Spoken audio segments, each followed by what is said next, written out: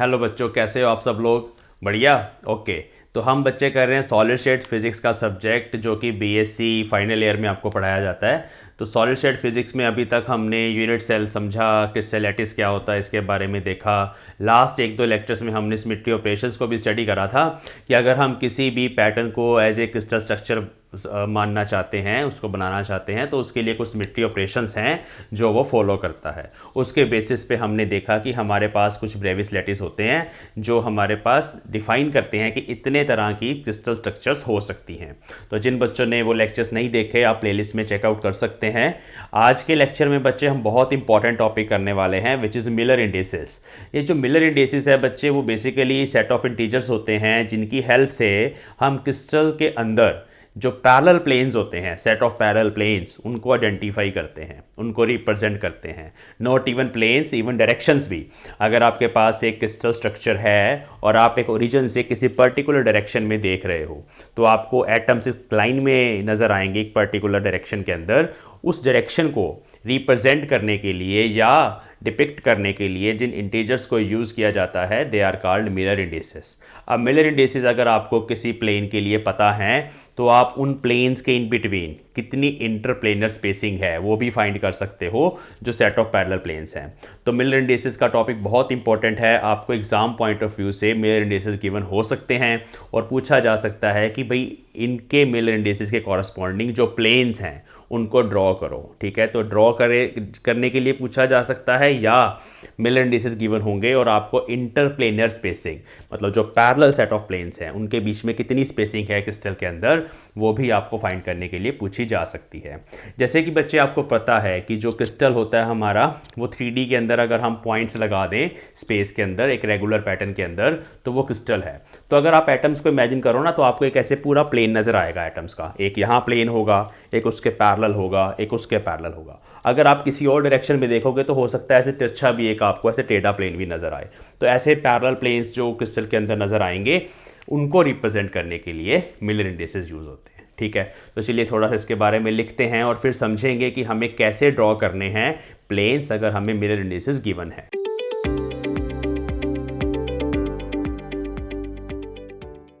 चलिए तो लिखना शुरू करते हैं। फिर क्या होता है मिलर इंडिसेस, समझेंगे बड़े आराम से। Miller indices and crystal planes, crystal के प्लेन्स। ठीक है, देखो जी, तो हमारे पास ना इस तरह से UVW ऐसे राउंड ब्रैकेट के अंदर या फिर स्क्वायर ब्रैकेट के अंदर UVW, ये इंटीजर्स हैं। तो इस तरह से हमें अगर इंडेक्स गिवन है, इसका मतलब क्या है वो हमें समझना है। देखो पहले राउंड ब्रैकेट को समझेंगे। राउंड ब्रैकेट का मतलब होता है कि हम इसकी हेल्प से, इंटीजर की हेल्प से सेट ऑफ पैरेलल प्लेन्स को रिप्रेजेंट कर रहे हैं। ये बात ध्यान में रखना सबसे पहले कि अगर हम प्लेन्स की बात करेंगे, 2D सरफेसेस की बात करेंगे, तो राउंड ब्रैकेट आएगी। और स्क्वायर ब्रैकेट से अगर आपको मिलर इंडिसेस गिवन है, तो इसका मतलब है कि हम इससे सेट ऑफ डायरेक्शंस की बात कर रहे हैं। पैरेलल डायरेक्शंस बोल देंगे, पैरेलल डायरेक्शंस।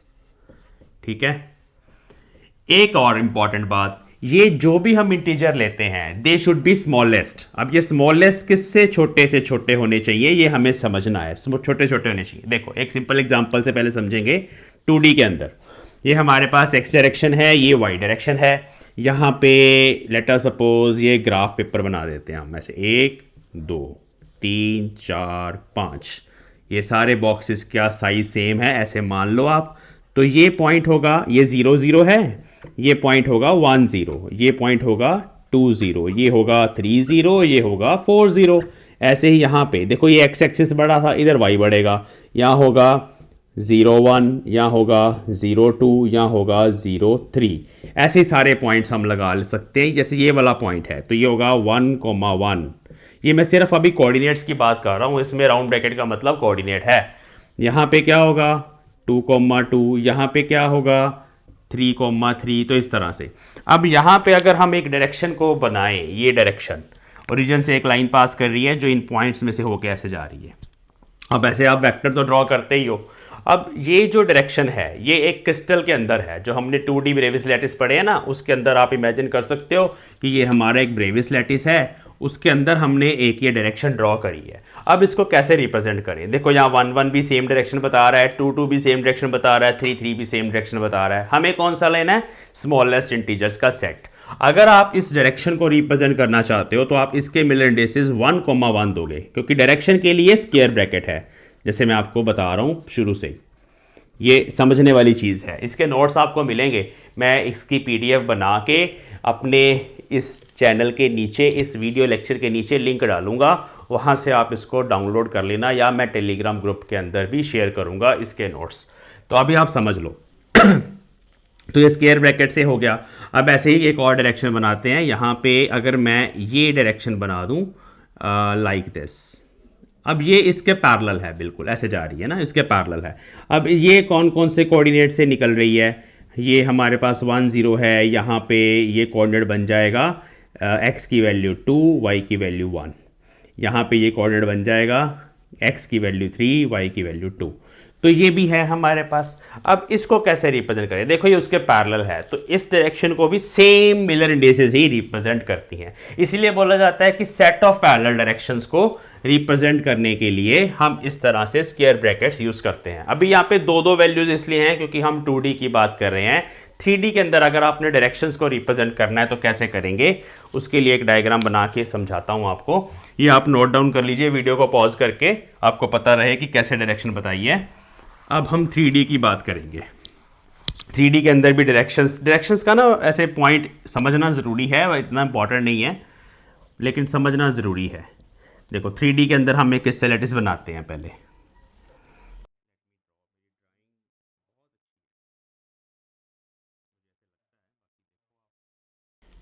चलो, तो ये मैंने एक यहाँ पे डब्बा बना दिया। ये एक यूनिट सेल है, इस तरह का यूनिट सेल है। इसका ओरिजिन हमने यहाँ पे फिक्स कर दिया, यहाँ पे, ठीक है। यहाँ कोऑर्डिनेट्स लगाते हैं। पहले ना इसको मैं थोड़ा सा और अच्छे से डिवाइड सा कर रहा हूँ, थोड़ा सा ना, मैं देखो क्या कर रहा हूँ, देखिए ध्यान से, जस्ट आपको समझाने के लिए ना मैंने इसके ना ऐसे, जैसे ग्राफ में हमने बनाए थे ना पॉइंट्स, अब मैं 3D के अंदर बनाने वाला हूँ। तो ऐसे सेंटर में एक यहाँ पे लाइन आ गई है, ऐसे ही यहाँ पे चली जाएगी यहाँ तक। Okay, I found this on the web for Hey Siri कहाँ पे? ये Check it बिल्कुल out. इसके पैरेलल यहाँ पे ऐसे, ठीक है। अब कोऑर्डिनेट्स लिख लेते हैं। जैसे ये कोऑर्डिनेट है 0 0, यहाँ पे कोऑर्डिनेट लिख लेते हैं। ये है ओरिजिन पीछे है, ये आगे है, तो ये 1,1,1 है। अब यहाँ पे अगर हम एक डायगोनल ड्रॉ करें, बॉडी डायगोनल, देखो ये ओरिजिन है, यहाँ से इस पॉइंट को मिला दूंगा ऐसे मैं, ऐसे, तो इसको बोलेंगे बॉडी डायगोनल। तो इस बॉडी डायगोनल को रिप्रेजेंट करने के लिए हमारे पास 1,1 ऐसे लिखा जाएगा। तो ये एक डायरेक्शन है। ये डायरेक्शन कैसे पता चला मुझे कि डायरेक्शन है, स्क्वायर ब्रैकेट से पता चला डायरेक्शन को रिप्रेजेंट कर रहा है 1 1 1। इसके पैरेलल जितनी भी डायरेक्शन बनेंगी, क्योंकि एक डब्बा तो होता नहीं क्रिस्टल के अंदर, क्रिस्टल के अंदर इसके ऊपर भी एक डब्बा है, क्यूब है, इधर भी है यूनिट सेल, आगे भी है, इधर भी है, पीछे भी है, सारे यूनिट सेल से भरी पड़ी है स्पेस। तो उसके अंदर इस तरह की बहुत सारी पैरेलल डायरेक्शंस होंगी। तो उन सारी पैरेलल डायरेक्शंस को रिप्रेजेंट करने के लिए हम एक ही सेट ऑफ इंटीजर यूज करते हैं जिसको बोला जाता है मिलर इंडिसेस। तो ये हमारे मिलर इंडिसेस हैं। और बनाते हैं डायरेक्शन। देखिए ये कोऑर्डिनेट्स पहले सोचिए क्या होंगे। देखिए अगर ये हमारा एक्स एक्सिस है, ये वाई है, ये जेड है, तो यहाँ पे देखिए एक्स की वैल्यू मान लें यहाँ 1 है, तो यहाँ पे मिड पॉइंट पे एक्स की वैल्यू कितनी होगी, हाफ। ठीक है, मैं एक्स की वैल्यू बता रहा हूँ सिर्फ। तो यहाँ पे एक्स की वैल्यू मैं यहाँ से परपेंडिकुलर फेंकूँ नीचे तो हाफ होगी। ओके, z की वैल्यू देखिए हम ऊपर की तरफ जा रहे हैं ना, तो z तो यहाँ पे 1 है, तो z की 1 होगी। और y की भी हाफ होगी, क्योंकि मैं बाहर की तरफ जो आया हूँ, इस ओरिजिन पीछे है, वहाँ से मैं थोड़ा आगे की तरफ आया हूँ, उसकी भी हाफ होगी। तो अगर मैं ऐसे मिला दूँ इस डायरेक्शन को, तो ये हाफ हाफ 1 बन रही है डायरेक्शन। तो हाफ हाफ हाफ कैसे लिखेंगे, हाफ, ये अभी मैं कोऑर्डिनेट्स लिख रहा हूँ बच्चे। अब मुझे इस डायरेक्शन के मिलर इंडिसेस बनाने हैं, तो यहाँ क्या किया जाता है, यहाँ पे एलसीएम लिया जाता है। तो अगर मैं एलसीएम लूँगा तो 2 आ जाएगा, सबको 2 से मल्टीप्लाई कर देना। तो मिलर इंडिसेस बनेंगे 2 2 1। ये चीज़ अभी आगे जाके भी क्लियर हो जाएगी। जब मैं सबको 2 से मल्टीप्लाई करूँगा तो मिलर इंडिसेस बनेंगे 1 1 2, हाँ ये बनेंगे। ठीक है, तो ये मिलर इंडिसेस इस डायरेक्शन को रिप्रेजेंट कर रहे हैं। इसके पैरेलल जितनी भी डायरेक्शंस होगी उन सबको यही वाली मिलर इंडिसेस रिप्रेजेंट कर रहे हैं। ऐसे ही देखिए एक डायरेक्शन ये नीचे बना दी मैंने। अब मैं नीचे वाले प्लेन के अंदर हूँ, एक्स वाई प्लेन के अंदर, तो z हमारा 0 है, x की वैल्यू 1 है, y की वैल्यू भी 1 है क्योंकि मैं कॉर्नर तक आया हूँ। तो इसको रिप्रेजेंट करने के लिए हम मिलर इंडिसेस लिखेंगे 1 1 0। याद रखना है स्क्वायर ब्रैकेट का मतलब है लाइन की डायरेक्शन। अब ये लाइन जो है ये कुछ भी हो सकता है, जैसे नीचे वाले फेस का डायगोनल है, ये ब्लू वाला बॉडी डायगोनल है, ये कुछ और ही है, तो वो कोई भी लाइन हो सकती है। उसकी डायरेक्शन को रिप्रेजेंट करने के लिए हम स्क्वायर ब्रैकेट्स को यूज़ करते हैं। तो एक तो ये हो गया कि सेट ऑफ पैरेलल डायरेक्शंस के लिए हमें इस तरह से स्क्वायर ब्रैकेट यूज़ करनी है और डायरेक्शंस ऐसे ड्रॉ करके मिलर इंडिसेस लिखी जा सकती हैं। एग्जाम में अगर आपको मिलर इंडिसेस गिवन है और आपको बोलना है डायरेक्शन को ड्रॉ करके दिखाओ, तो आई होप आप कर पाओगे, बहुत ईजी है। ऐसे यहाँ पर अगर मैं कोऑर्डिनेट्स देखूँ, ध्यान से देखो कोऑर्डिनेट्स, यहाँ z की वैल्यू कितनी होगी 1, मुझे पता चल रहा है ना क्योंकि ये कट कर रहा है 1 पे, इसको मैंने 1 माना है। यहाँ पे x की वैल्यू कितनी होगी, अब इस प्लेन के अंदर है हम, तो x इधर की तरफ बढ़ रहा है तो x की वैल्यू 0 होगी, z की 1 होगी, और y कितना है देखो, यहाँ से नीचे परपेंडिकुलर फेंकेगा, y एक्सिस पे आधे पे जाके कट कर रहा है तो y की वैल्यू हाफ होगी। तो ये जो हमारा कोऑर्डिनेट है हमने पहले ऐसे लिख लेना, 0 हाफ 1 ऐसे लिख लेना, फिर लेना ना आपने एलसीएम से मल्टीप्लाई कर देना है, तो बनेगा 0 1 और 2। तो ऐसे स्क्वायर ब्रैकेट में लिखेंगे। ये जो मिलर इंडिसेस हैं ये इस डायरेक्शन को, ये मैंने जो अभी रेड में ड्रॉ करी है, इसको रिप्रेजेंट कर रहे हैं। चलिए तो इसको ड्रॉ कर लीजिए, ठीक है। कौन से वाले के कौन से मिलर इंडिसेस हैं ध्यान से लिख लेना आप, क्योंकि मैंने तो समझाने के लिए फटाफट काम ख़त्म कर दिया, आप ध्यान से लिख लेना। कैसे लिखेंगे, ऐसे कर लेते हैं, यहाँ पे लिख लेते हैं ए पॉइंट, तो ओ ए, यहाँ लिख लेते हैं डायरेक्शन ओ ए, आप भी ऐसे लिख दो, ठीक है। यहाँ लिख देता हूँ मैं बी पॉइंट, यहाँ लिख देते हैं डायरेक्शन ओ बी, यहाँ लिख देते हैं सी पॉइंट, ये सी वाली डायरेक्शन ये थी मेरे पास, ये रिप्रेजेंट कर रहा है डायरेक्शन ओ सी, आप भी कॉपी में ऐसे लिख लें प्लीज़। और यहाँ लिखते हैं डी पॉइंट और ये रिप्रेजेंट कर रहा है डायरेक्शन ओ डी। तो डायरेक्शंस को भी रिप्रेजेंट करने के लिए, पैरेलल सेट ऑफ डायरेक्शंस को रिप्रेजेंट करने के लिए we use such kind of Miller indices. इसको नोट करिए, फिर आगे चलते हैं। ओके, अब एक और यहाँ पे बड़ा इंपॉर्टेंट पॉइंट है, वो ये है कि हम कभी कभी ट्रायंगुलर ब्रैकेट्स में भी मिलर इंडिसेस को रिप्रेजेंट करते हैं। वो क्यों करते हैं, कैसे करते हैं, लेट अस सी। तो यहाँ थोड़ा सा रब करना पड़ेगा। तो अगर आपको इस तरह से मान ले मिलर इंडिसेस गिवन है 1 1 1, अब ये 1 1 1 इस बॉडी डायगोनल के मिलर इंडिसेस हैं, वो आपको पता है, लेकिन बॉडी डायगोनल जो है, बॉडी डायगोनल वो एक तो होता नहीं। अगर मुझे फैमिली ऑफ बॉडी डायगोनल्स के मिलर इंडिसेस को बताना है तो मैं ऐसे बताऊंगा ट्रायंगुलर में। अब इसका मतलब क्या है, इसको खोलेंगे तो ऐसे बनेगा 1 1 1, वो ये वाला बॉडी डायगोनल है, फिर 1 1 1 बार। अब ये बार क्या है, बार का मतलब है -1। अगर डायरेक्शन का z कोऑर्डिनेट -1 है तो मिलर इंडिसेस में हम बार लगाएंगे। ऐसे ही इस बार को सेंटर में लगा दिया, ऐसे ही इस बार को पहले वाले 1 पे लगा दिया, ऐसे ही फिर हम 2 1s पे बार लगाएंगे, फिर हम पिछले वाले 2 पे लगाएंगे, फिर हम तीनों पे लगाएंगे। कितने हो गए, एक गिने जरा इसको, 1 2 3 4 5 6 7, एक और बचता है जिसमें हमारे पास इधर बार लगेगा, इधर बार लगेगा, सेंटर वाला ऐसे ही रहेगा जो मैंने नहीं बनाया था। तो टोटल 8 मिलर इंडिसेस मैंने लिखे हैं। ये 8 मिलर इंडिसेस 8 बॉडी डायगोनल्स को रिप्रेजेंट करते हैं। जैसे मैं इस रूम में खड़ा हूँ ना, तो अगर हम 2 ऑपोजिट वाले कॉर्नर्स को मिला दें तो उसको बोलते हैं बॉडी का डायगोनल। ऐसे ही ये वाले 2 मिला दूंगा तो एक डायगोनल और बनेगा। ऐसे ही आप टोटल 8 बॉडी डायगोनल्स ड्रॉ कर सकते हो किसी भी क्यूब के लिए। तो इसका मतलब है इन सब को अगर आपने रिप्रेजेंट करना है फैमिली ऑफ बॉडी डायगोनल्स को, तो आप ऐसे ट्रायंगुलर ब्रैकेट में भी रिप्रेजेंट कर सकते हो। ये भी आप एक नोट बना के लिख सकते हो, अपनी लैंग्वेज में लिख लेना इसको। अब इसमें ना एक बना के भी दिखाते हैं आपको, ग्रीन कलर में ना एक बना के दिखाते हैं। जैसे ये एक पॉइंट है और ये पॉइंट एक है, ठीक है, ये पीछे है बिल्कुल z एक्सिस के पास, ये आगे है, तो इन दोनों को मैंने ऐसे मिला दिया। अब इस डायगोनल के पैरेलल बहुत सारे डायगोनल्स होंगे, क्योंकि मेरे पास एक डब्बा नहीं है, बहुत सारे डब्बे हैं जिनको मिला के पूरी क्रिस्टल स्ट्रक्चर बनी है, वो आपको पता है। तो इस केस में बच्चे हमें क्या करना है, हमें ओरिजिन को यहाँ पे मान लेना ओ डैश। अब उस ओरिजिन के विद रिस्पेक्ट टू अगर मैं बात करूँ, यहाँ पे फिर मेरे पास बनेगा एक्स एक्सिस, जैसे यहाँ एक्स नीचे था अब एक्स ऊपर बनेगा, इधर बनेगा मेरा वाई एक्सिस, जेड वैसे ही रहेगा अगर रीजन यहाँ मानेंगे तो। अब उस रीजन के विद रिस्पेक्ट टू आप देख लो कि जब मैं ऐसे नीचे की तरफ आऊँगा तो हमारे पास जो जेड कोऑर्डिनेट है वो नेगेटिव हो ही जा रहा है, वो नेगेटिव इंटरसेप्ट बनेगा। अगर मैं यहाँ से परपेंडिकुलर जेड एक्सिस पे फेंकूंगा, देखो जेड ऊपर जा रहा है, अगर मैं यहाँ से परपेंडिकुलर ऐसे जेड एक्सिस पे फेंकूंगा तो वो -1 पे जाके कट करेगा। बट एक्स कोऑर्डिनेट और वाई कोऑर्डिनेट, एक्स कोऑर्डिनेट इसका 1 ही रहेगा क्योंकि एक्स ये है हमारा। तो अगर मैं इस पॉइंट की बात करूँ अब इस ओरिजिन के विद रिस्पेक्ट टू, तो x हमारा 1 रहेगा, y भी हमारा 1 रहेगा, लेकिन z क्योंकि z ऊपर जा रहा है हम नीचे आ रहे हैं वो -1 रहेगा। तो ये कोऑर्डिनेट्स होंगे। अब इसके कॉरस्पॉन्डिंग मिलर इंडिसेस कैसे लिखे जाएंगे, स्क्वायर ब्रैकेट में 1 1 और लास्ट वाले 1 के ऊपर बार, जो मैंने यहाँ पे आई थिंक ये लिखा है। तो इस तरह से बच्चे बॉडी डायगोनल्स के मिलर इंडिसेस इस तरह से बनेंगे सारे के सारे, कई बार पूछा जा सकता है एग्जाम में। और उनको रिप्रेजेंट करने के लिए ऐसे ट्रायंगुलर शेप की ब्रैकेट के अंदर हम सारे बॉडी डायगोनल्स को एक ही बार में लिख सकते हैं। तो ये हमारे डायरेक्शन का टॉपिक यहाँ पे फिनिश होता है। अब हम करेंगे इसके बाद प्लेन्स की बात, सेट ऑफ पैरेलल प्लेन्स के मिलर इंडिसेस कैसे फाइंड करने हैं। Let us do that. समझ लो, समझने वाली चीज़ें हैं, नोट्स आपको बुक्स में से भी मिल जाएंगे, अदरवाइज पीडीएफ टेलीग्राम ग्रुप में मैं शेयर करूंगा।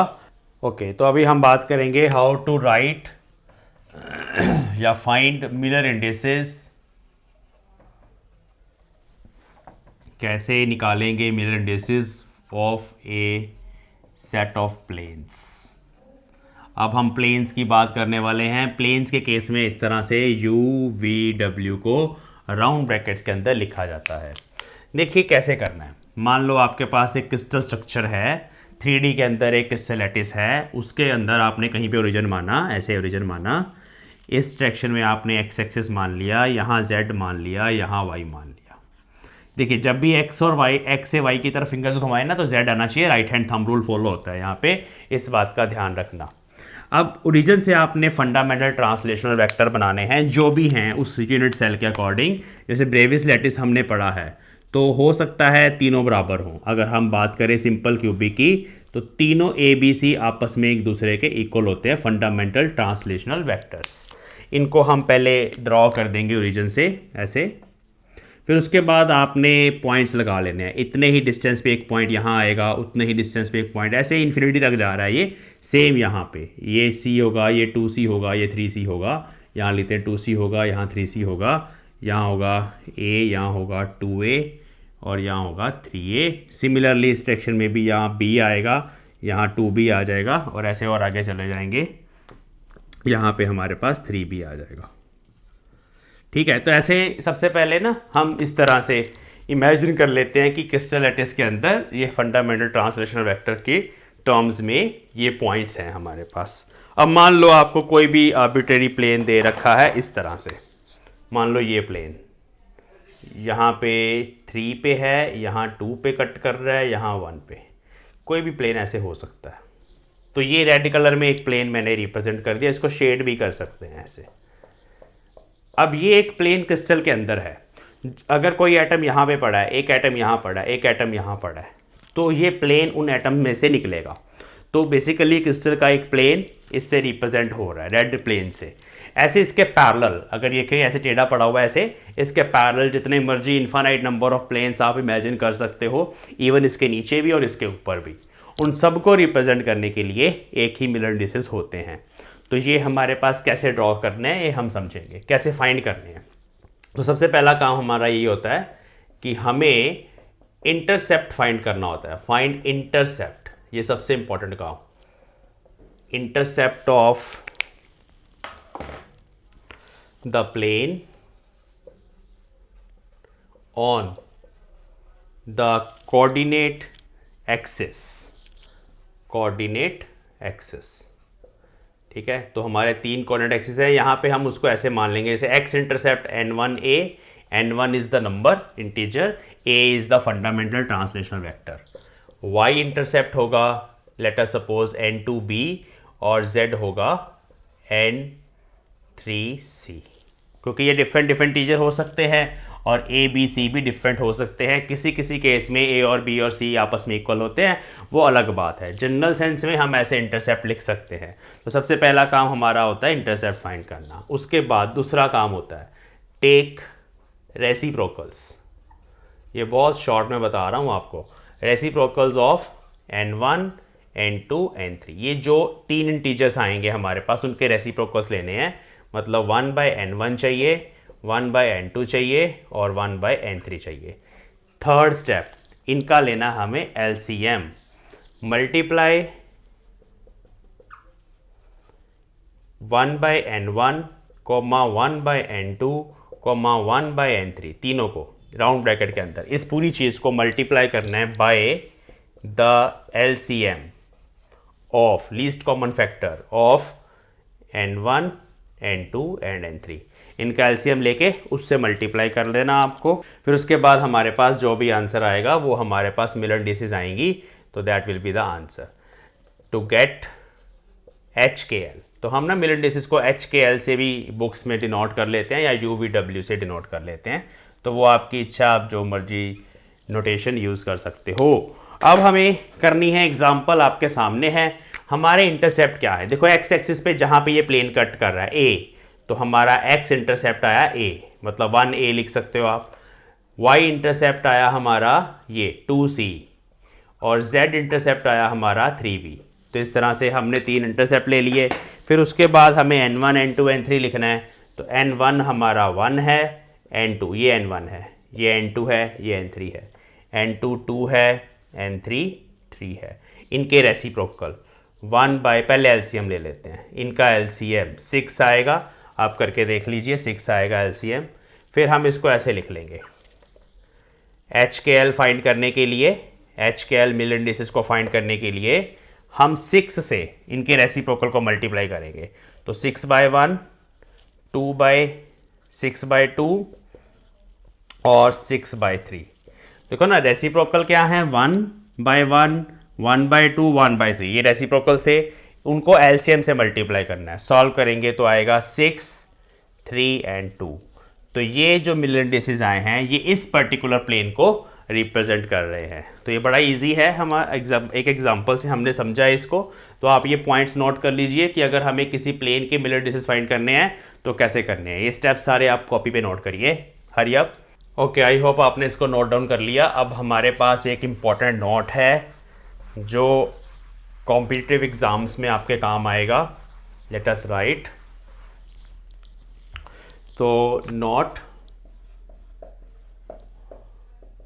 all the families of planes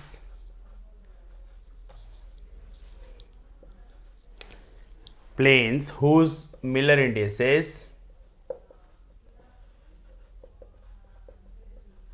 are permutations of HKL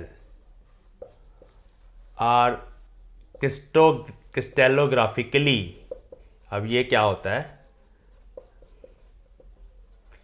equivalent. देखो नेक्स्ट चैप्टर में आप समझोगे कि क्रिस्टल स्ट्रक्चर को एक्सपेरिमेंटली जब हम स्टडी करते हैं ना, तो हम एक्सरे डिफ्रैक्शन की हेल्प लेते हैं। तो एक्स रेज जब क्रिस्टल के अंदर जाती है, उनको थोड़ी पता है कौन सा प्लेन ये HKL को रिप्रेजेंट कर रहा है क्या। तो एक्स रेज ने तो देखना है कि रेगुलर पैटर्न कैसा है, कैसे अंदर है ना। तो क्रिस्टल के अंदर रेगुलर अरेंजमेंट्स तो होता ही है एटम्स का। तो इसलिए जो सेट ऑफ प्लेन्स हैं वो हमें, हमारे पास कुछ ऐसे प्लेन्स होते हैं जो सेम डायफ्रैक्शन पैटर्न देते हैं। तो वो जो पूरी की पूरी फैमिली है जो क्रिस्टेलोग्राफिकली इक्विवेलेंट होते हैं, वो HKL की परम्यूटेशन से निकाले जा सकते हैं। सो उनको कैसे रिप्रेजेंट करा जाता है, सो दे आर कलेक्टिवली, इकट्ठे अगर आपने लिखना है, कलेक्टिवली रिटन एज, ऐसे करली ब्रैकेट के अंदर HKL। अब इसका मतलब क्या है, करली ब्रैकेट के अंदर लिखा ना, तो इसका मतलब है सारी परम्यूटेशन HKL या HLK या KHL, हर तरह से, या फिर HKL के ऊपर 2 के ऊपर बार, HKL पहले 2 के ऊपर बार, HKL पहले और तीसरे के ऊपर बार, या एक सिंगल के ऊपर एच के ऐसे ही, एल के ऊपर बार, एच के ऊपर बार, एल ऐसे ही, एच के ऊपर बार के एल ऐसे। तो ये जितने भी हैं ये सारे, एक रह गया हमारा, वो रह जाता हमेशा, आप ध्यान देना, तीनों के ऊपर बार। तो ये क्रिस्टलोग्राफिकली इक्विवेलेंट है, मतलब they give same X ray diffraction pattern सारे के सारे प्लेन्स। तो अगर मान लो आपके पास ये क्रिस्टल के अंदर 1 0 0, ये मान लो प्लेन है एक जिसके मिरर इंडिसेस, या 1 1 0, ये किसी प्लेन के मिरर इंडिसेस हैं, किसके अभी हम ड्रॉ करके देखेंगे। तो इसके आप अगर आप अलग अलग तरीक़ों से लिखना चाहते हो, 1 0 1 लिख लो, या 0 1 1 लिख लो, या 1 के ऊपर बार लगा दो, अगला 1 ऐसे ही लिख दो, या पहला 1 छोड़ दो, अगले के ऊपर बार लगा दो, या दोनों के ऊपर बार लगा दो, इतने ही बनेंगे। ये सारे एक ही हैं, ठीक है, सेम सेट ऑफ प्लेन्स हैं, सेम पैटर्न देंगे। तो ये एक नोट है जो आप नोट कर लो अपनी कॉपी पे। अब इसके बाद हम नेक्स्ट टॉपिक करेंगे जिसमें हम कुछ मिरर इंडिसेस ड्रॉ करेंगे अलग अलग प्लेन्स के, जो एग्जाम में डायरेक्टली आपको पूछा जाएगा। तो अभी आप इसको नोट करो। चलिए देखिए, ये हमारे पास एक यूनिट सेल है, छोटा सा मैंने बनाया, x y z, ठीक है जी। अब आपको बोला जाए जी इस प्लेन के मुझे मिरर इंडिसेस बताओ, तो कैसे पता लगेगा?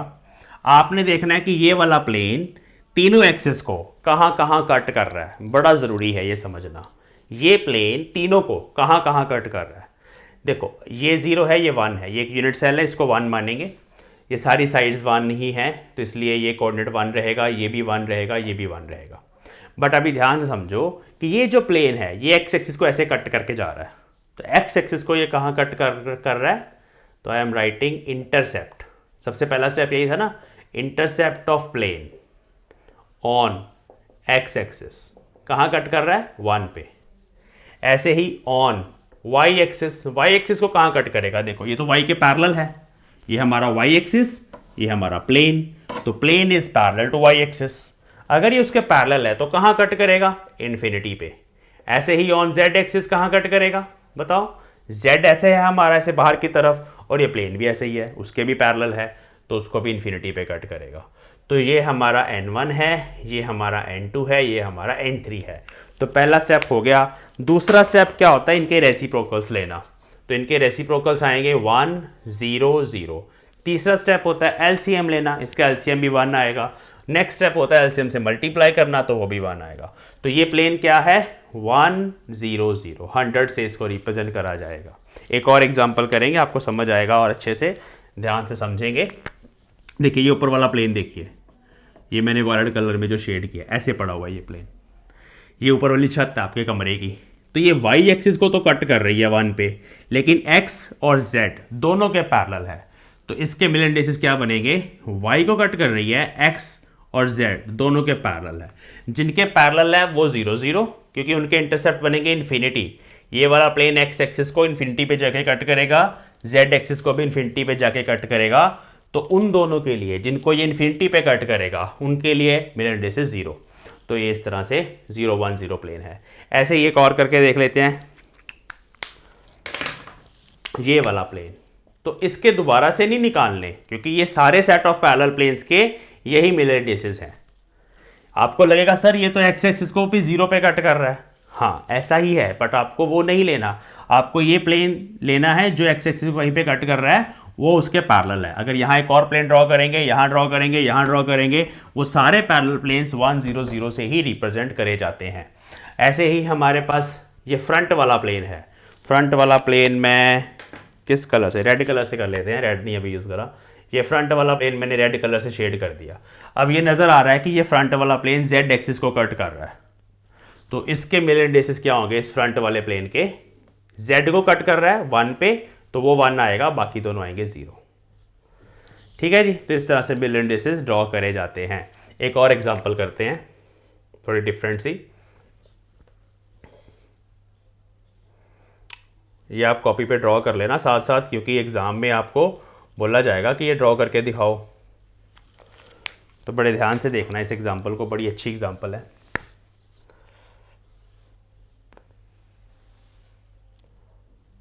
तो ये हमारा प्लेन है जी, ये मैंने ब्लू कलर में बना दिया, टेढ़ा सा प्लेन ऐसे ड्रॉ कर लिया हमने, ठीक है।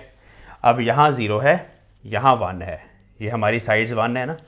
अब ये कहाँ कहाँ कट कर रहा है, पहले हमें एक्सिस मानने पड़ेंगे, कई बार एक्सिस दिए होते हैं, नहीं तो आप जैसे मानेंगे उसके हिसाब से ही कोऑर्डिनेट्स को कंसिडर करेंगे। तो एक्स एक्सिस पे यहाँ हाफ है वैल्यू, एक्स की वैल्यू हाफ है यहाँ पे, ये प्लेन एक्स एक्सिस को हाफ पे कट कर रहा है। ये प्लेन जेड एक्सिस को नहीं कट कर रहा, लेकिन ये वाई एक्सिस को, ये वाई एक्सिस है ना हमारा ऊपर वाला, उसको 1 पे कट कर रहा है। तो इंटरसेप्ट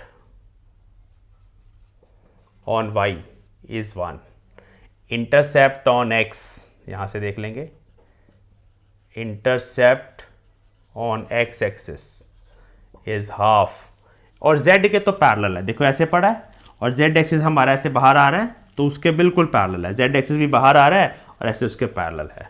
सो इसके नीचे लिख देता हूं मैं, intercept on z axis is infinity. तो तीनों को लिखेंगे, ये हमारा x है हाफ, y है 1, z है इन्फिनिटी, इनके रेसिप्रोकल, तो वो आ गया 2 1 0 एलसीएम। अब अगर आप इसका एलसीएम ले लें, वो भी 2 आएगा, 2 से मल्टीप्लाई करेंगे 4 2 0 बनेगा, बट वो स्मॉलेस्ट इंटीजर नहीं है, तो स्मॉलेस्ट इंटीजर हमारा 2 1 0 है। So these are the Miller indices for this plane. तो ये भी आप कॉपी पे ड्रॉ कर लीजिए, करिए। एक और आपको एग्जांपल करके दिखाता हूँ, आप इसको नोट डाउन करिए साथ साथ, तब तक मैं इधर एक डायग्राम बनाता हूँ, साथ साथ कर लेंगे तो अच्छा रहेगा। ये ना डायरेक्टली आता है एग्ज़ाम में, ड्रॉ करके दिखा दो जी मिलर इंडिसेस, या कुछ प्लेन दिया होता है और पूछा जाता है इसके मिलर इंडिसेस क्या हैं, या बोला जाता है ये मिलर इंडिसेस हैं, ड्रॉ करो प्लेन। तो दोनों ही केस में आप कर सकते हो।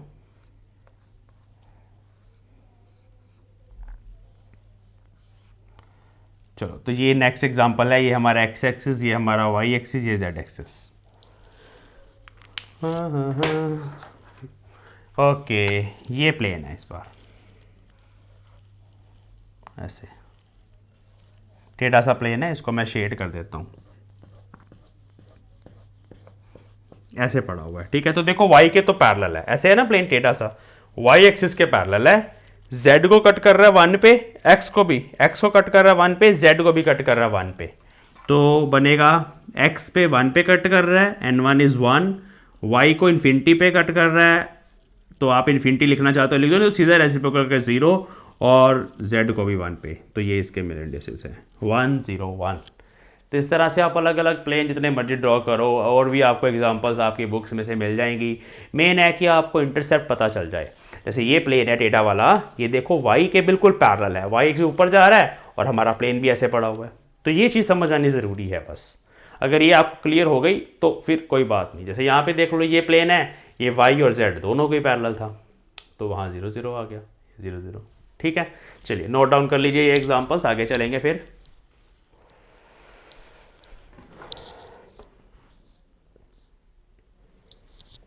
चलिए, तो आई होप आपने इनको नोट डाउन कर लिया। नेक्स्ट हमारा टॉपिक, आज का लास्ट टॉपिक है जो बहुत इंपॉर्टेंट है, इसको हम यूज़ करेंगे नेक्स्ट लेक्चर में, जो अभी हम ड्राइव करेंगे फॉर्मूला।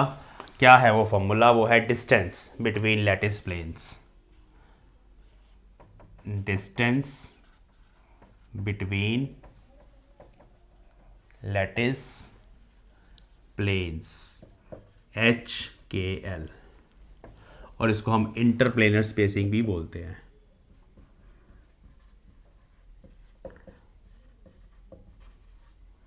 बिटवीन कौन से प्लेन्स? HKL प्लेन्स, क्योंकि मैंने बताया कि HKL एक प्लेन नहीं है, बहुत सारे प्लेन्स हैं, उनको रिप्रेजेंट करता है, family of plane, set of planes को रिप्रेजेंट करता है। तो अगर यहाँ पे ऐसे बहुत सारे पैरेलल प्लेन्स हैं जो एक ही HKL से रिप्रेजेंट हो रहे हैं, और आप चाहते हो इन दो प्लेन्स में कितनी स्पेसिंग है, वो आपको पता चल जाए फॉर्मूला। किससे कैसे पता चलेगा? इन टर्म्स ऑफ ABC, जो हमारे फंडामेंटल ट्रांसलेशनल वेक्टर्स होते हैं, अगर वो आपको पता है, उसके टर्म्स में आप आंसर निकालना चाहते हो, तो ये हमारा टॉपिक है। ओके, तो बच्चों इस टॉपिक को करने के लिए हमें वही सेम डायग्राम ड्रॉ करना है जो अभी थोड़ी देर पहले मैंने करा था। देखिए, ये हमारे पास ओरिजिन आ गया, this is x axis, this is y axis, is z axis, fundamental translational vector A, यहाँ पे 2A, यहाँ पे 3A एंड सो ऑन। इधर हमारे पास B, ये 2B होगा पॉइंट, ये पॉइंट 2B होगा, ये पॉइंट 3B होगा, ये 4B होगा ऐसे, और यहाँ पे C, ये C इसकी लेंथ है। अगर मैं इस पॉइंट की बात करूँगा तो 2C लेंथ होगी यहाँ तक ओरिजिन से लेके, और ऐसे ही 3C। तो इस तरह से हमने मान लिया। अब कोई भी प्लेन है मेरे पास, वो मैंने मान लो ऐसे कोई प्लेन, आर्बिट्रेरी प्लेन ऐसे बनाया, ये इस प्लेन को हम जनरली मान लेते हैं कि इसके HKL मिल इंडिसेस हैं। वैसे आप यहाँ से निकाल सकते हो, बट मैंने मान लिया कि एक जनरल प्लेन है जिसके HKL मिल इंडिसेस आपको ऐसे गिवन है। तो अभी हमें इंटरप्लेनर स्पेसिंग निकालनी है। देखो इसके पैरेलल जितने भी ये प्लेन्स होंगे उन सब में क्या स्पेसिंग है वो देखना है। तो एक प्लेन ऐसा होगा जो ओरिजिन में से निकल रहा होगा और इसके पैरेलल है, क्योंकि ओरिजिन कहाँ माना है, वो भी एक लैटिस पॉइंट पे ही माना है। तो सबसे पहले हम ओरिजिन से ऐसे एक परपेंडिकुलर ड्रॉ करेंगे इस प्लेन के ऊपर। तो ये हमने ON, यहाँ पे मैं ऐसे शो करूँगा, डॉटेड लाइन लगाते हैं यहाँ पे ऐसे, ये ना प्लेन के ऊपर लगाई है मैंने। तो यहाँ एक परपेंडिकुलर है ON, ठीक है। अब ये जो ON है उसकी लेंथ D मान लेते हैं। तो ओरिजिन से लेके इस N तक का जो डिस्टेंस है वो स्मॉल d है, वही इंटरप्लेनर स्पेसिंग है, वही डिस्टेंस बिटवीन लैटिस प्लेन्स है। क्योंकि एक प्लेन हमारा इस ओरिजिन में से पास कर रहा होगा बिल्कुल इसके पैरेलल ऐसे तिरछा सा, और एक ऊपर है। तो दोनों के बीच में जो स्पेसिंग है, एक यहाँ है एक यहाँ है, वो स्मॉल d मैंने माना है। तो हमें d फाइंड करना है। टू फाइंड d, इस डायग्राम के अकॉर्डिंग हमें d फाइंड करना है। ये समझेंगे कि लैटिस प्लेन का डिस्टेंस स्मॉल d से रिप्रेजेंट हो रहा है। तो let us write, consider a plane with Miller indices HKL as shown, ठीक है। Draw ON perpendicular to plane, let alpha dash, beta dash and gamma dash be the angles of ON with X, Y and Z axis respectively। तो जैसे हम vector draw करते थे ना, ऐसे vector भी ड्रॉ कर लेते थे, तो इनके एंगल्स भी मान लेते हैं हम। जैसे यहाँ मान लो अल्फा डैश है, y के साथ बीटा डैश एंगल है, और z के साथ गामा डैश है। जैसे अगर आप किसी रूम में बैठे हो ना, तो अगर रूम का कोई कॉर्नर है, वहाँ से ऐसे ON परपेंडिकुलर फेंका मैंने, तो वो जो ON है उसके एंगल्स, x के साथ एंगल बनेगा, एक y के साथ एक z के साथ, वो ये alpha dash, beta dash, gamma dash है। अगर ये एंगल्स हमें पता है तो हम डायरेक्शन कोसाइंस लिख सकते हैं। सो डायरेक्शन कोसाइंस, ये आपने वेक्टर्स में पढ़ा होगा, cosines of ON, cos alpha dash, cos beta dash and cos gamma dash, they satisfy. तो डायरेक्शन कोसाइंस की ना एक प्रॉपर्टी होती है, वो ये सेटिस्फाई करते हैं। होता है sum of squares of direction cosines, cos square alpha dash plus cos square beta dash plus cos square gamma dash is 1। तो ये इक्वेशन 1 है जो हम यूज़ करेंगे आगे जाके। यहाँ पे बस ये कॉस अल्फा डैश निकालना है मुझे और यहाँ पुट करना है। इनका सम यूनिटी होता है, ये एक प्रॉपर्टी होती है डायरेक्शन कोसाइंस की। The sum of square of direction cosines of a vector is always unity. Angle उस हिसाब से होते हैं कि जब आप इसमें पुट करो तो आपका आंसर 1 आएगा। ये इंपॉर्टेंट प्रॉपर्टी है। अब कॉस अल्फा डैश यहाँ से कैसे निकालें, ध्यान से समझना। देखिए फिर से देख लें, ये O पॉइंट है हमारा, ये ON है, और इस तरह से हमने परपेंडिकुलर ड्रॉ करा था। Okay, now let us write OA, intercept of plane, intercept of plane on x axis.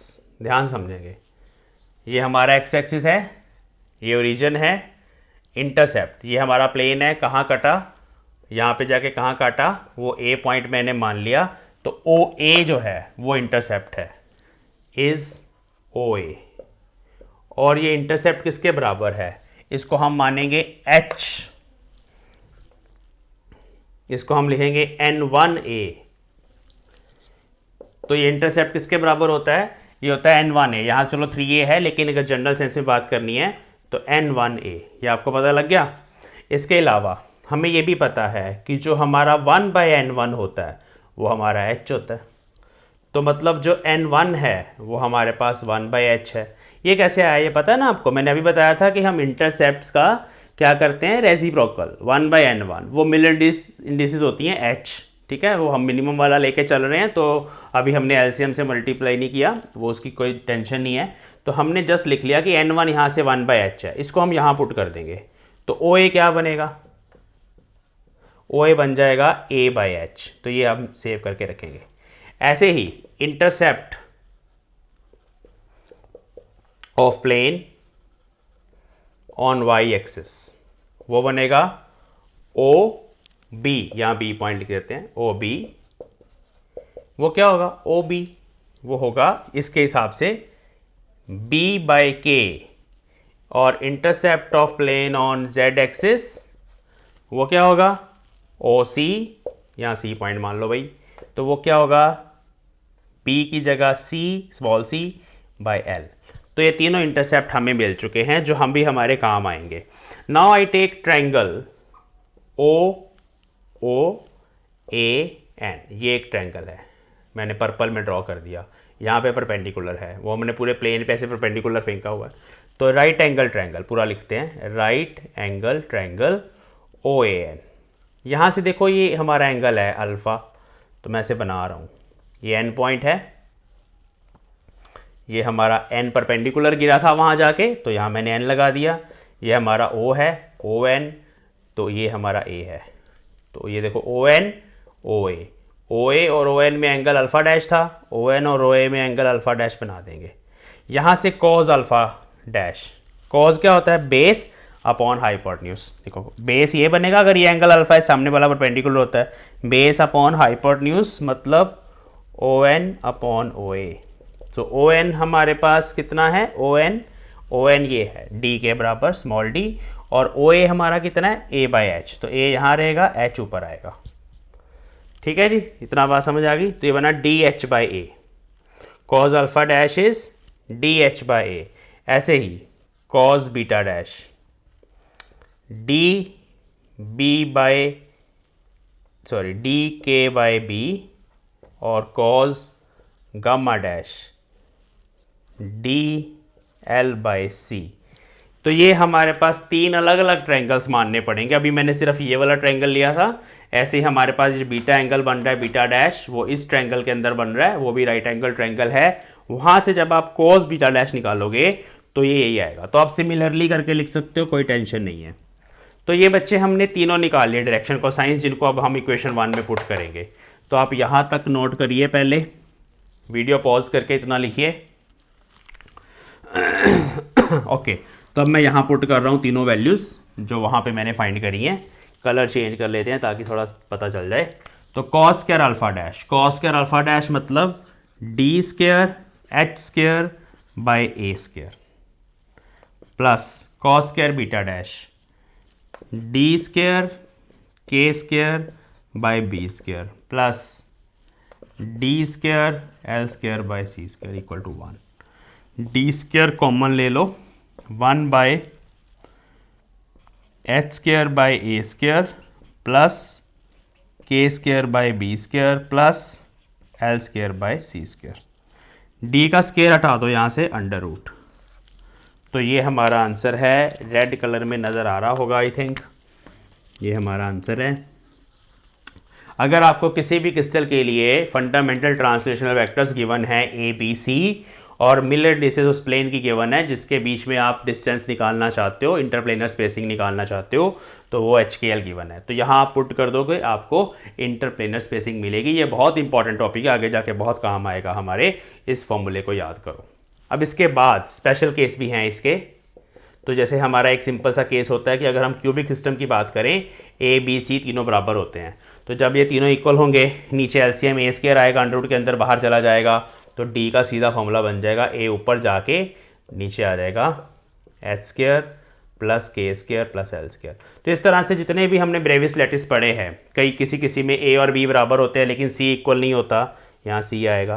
किसी में तीनों ही इक्वल नहीं होते, अगर तीनों बराबर नहीं है तो ये फॉर्मूला लगेगा। अगर कोई दो बराबर है आपस में ए और बी में से, तो फॉर्मूला उस हिसाब से चेंज हो जाएगा। तो ये हमारा इंटरप्लेनर स्पेसिंग का फॉर्मूला है।